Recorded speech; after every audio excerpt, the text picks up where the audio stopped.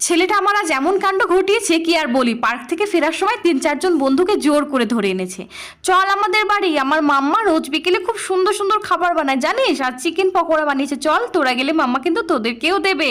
ওদিকে মাম্মা মাম্মা করে চিৎকার করায় গেট খুলে দেখে 4-5 জন বন্ধুকে হাতের মধ্যে জোর করে চেপে ধরে আছে। কি রে তোরা মারামারি করছিস কেন? করুণ স্বরে একটি বাচ্চা বলে ওঠে, আন্টি একটু জোর করে আমায় ধরে এনেছে, আমি তো চিকেন খাই না, আমার মা শুনলে না খুব বকাঝকা করবে, তুমি আমায় বাঁচাও আন্টি। হাসতে হাসতে পেট ব্যথা, চল তোরা সব ভেতরে।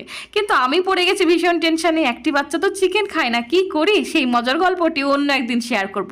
যাই হোক, এবার বাচ্চা আছে বাকি 3 জন, সবার নজর কিন্তু ওই একখানা লেগ পিসের দিকে। তার মধ্যে একজন চুপচাপ, আর আমার ছেলে যেমন ডান পিঠে ঠিক তেমনই আরেকটি বাচ্চা। দুজনে তর্ক শুরু করেছে। ছেলে বলে, মাম্মা লেগ পিসটা তাড়াতাড়ি আমায় দাও। আর ওই বাচ্চাটি বলে, তুই তো বললি আন্টি তোকে রোজ বানিয়ে দেয়, আন্টি লেগ পিসটা তুমি বরং আজ আমায় দাও। আমি তো কি করবো ভেবেই পাচ্ছিলাম না। আচ্ছা তোমরা হলে কি করতে আমায় জানিও কিন্তু।